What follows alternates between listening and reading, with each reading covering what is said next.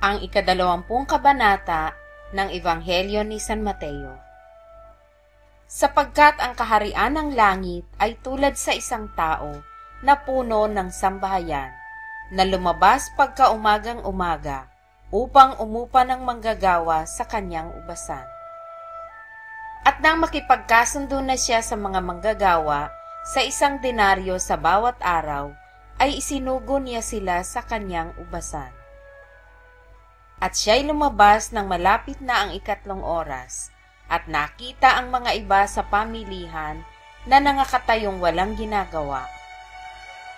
At sinabi niya sa kanila, magsiparoon din naman kayo sa ubasan, at bibigyan ko kayo ng nasa katwiran, at nagsiyaon ng kanilang lakad sa ubasan. Lumabas siyang muli nang malapit na ang mga oras na 6 at 9, at gayon din ang ginawa. At lumabas siya nang malapit na ang 11 oras, at nakasumpong siya ng mga iba na nangakatayo. At sinabi niya sa kanila, bakit kayo'y nangakatayo rito sa buong maghapon na walang ginagawa? At sinabi nila sa kanya, sapagkat sino may walang umupa sa amin, sinabi niya sa kanila, magsiparito din naman kayo sa ubasan. At nang dumating ang hapon, sinabi ng Panginoon ng ubasan sa kanyang katiwala, tawagin mo ang mga manggagawa at bayaran mo sila ng kaupahan sa kanila na mula sa mga huli hanggang sa mga una. At paglapit ng mga inupahan ng malapit na ang 11 oras, ay tumanggap bawat tao ng 1 denaryo. At nang magsilapit ang mga nauna, ang isip nila'y magsisitanggap sila ng higit, at sila'y nagsitanggap din bawat tao ng 1 denaryo. At nang kanilang tanggapin ay nangagbulong-bulong laban sa puno ng sambahayan, na nangagsasabi, isa lamang oras ang ginugol nitong mga huli. Sila'y ipinantay mo sa amin, na aming binata ang hirap sa maghapon at ang init na nakasusunog. Datapwat siya'y sumagot at sinabi sa isa sa kanila, kaibigan, hindi kita iniiring. Hindi baga nakipagkayari ka sa akin sa 1 denaryo? Kunin mo ang ganang iyo at humayo ka sa iyong lakad. Ibig kong bigyan itong huli ng gaya rin sa iyo. Hindi baga matuwid sa aking gawin ang ibig ko sa aking pag-aari? O masama ang mata mo, sapagkat ako'y mabuti?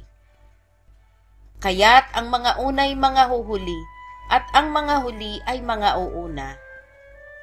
Samantalang umaahon si Jesus, ay bukod niyang isinama ang 12 alagad, at sa daay sinabi niya sa kanila, narito, nagsisiahon tayo sa Jerusalem at ibibigay ang anak ng tao sa mga pangulong saserdote at sa mga eskriba, at kanilang hahatulang siya'y patayin. At ibibigay siya sa mga hentil upang siya'y kanilang alimurahin at hampasin at ipako sa krus, at sa 3 araw siya'y ibabangon. Nang magkagayoy lumapit sa kanya ang ina ng mga anak na lalaki ni Zebedeo, nakasama ang kanyang mga anak na lalaki na siya'y sinamba, at may hinihinging isang bagay sa kanya. At sinabi niya sa kanya, ano ang ibig mo? Sinabi niya sa kanya, ipag-utos mo na itong aking 2 anak ay magsiupo, ang isa sa iyong kanan at ang isa sa iyong kaliwa, sa iyong kaharian. Ngunit sumagot si Jesus at sinabi, hindi ninyo nalalaman ang inyong hinihingi. Mangyayari bagang inuman ninyo ang sarong malapit ng aking iinuman? Sa kanya'y sinabi nila, mangyayari. Sinabi niya sa kanila, katotohanang iinuman ninyo ang aking saro. Datapwat ang maupo sa aking kanan at sa aking kaliwa ay hindi sa akin ang pagbibigay. Datapwat yaon ay para sa kanila na mga pinaghandaan ng aking Ama. At nang marinig ito ng 10, ay nangagalit laban sa 2 magkapatid. Datapwat sila'y pinalapit ni Jesus sa kanya at sinabi, nalaman ninyo na ang mga pinuno ng mga hentil ay nangapapapanginoon sa kanila, at ang kanilang mga dakila ay nagsisigamit ng kapamahalaan sa kanila.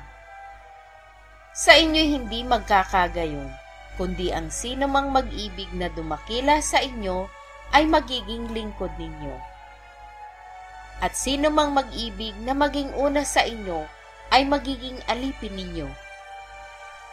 Gayon din naman ang anak ng tao ay hindi naparito upang paglingkuran, kundi upang maglingkod at ibigay ang kanyang buhay na pangtubos sa marami. At nang sila'y magsialis sa Jericho, ay sumunod sa kanya ang lubhang maraming tao. At narito, ang dalawang lalaking bulag na nangakaupo sa tabi ng daan. Pagkarinig nilang nagdaraan si Jesus, ay nangagsisigaw na nagsisipagsabi, "Panginoon, mahabag ka sa amin, ikaw na anak ni David." At pinagwikaan sila ng karamihan upang sila'y magsitahimik, datapwat sila'y lalong nangagsisigaw na nagsisipagsabi, "Panginoon, mahabag ka sa amin, ikaw na anak ni David." At tumigil si Jesus, at sila'y tinawag at sinabi, "Ano ang ibig ninyong gawin ko sa inyo?" Sinabi nila sa kanya, "Panginoon, na mga dilat ang mga mata namin." At si Jesus, sa pagkahabag ay hinipo ang kanilang mga mata, at pagdakay nagsitanggap sila ng kanilang paningin, at nagsisunod sa kanya.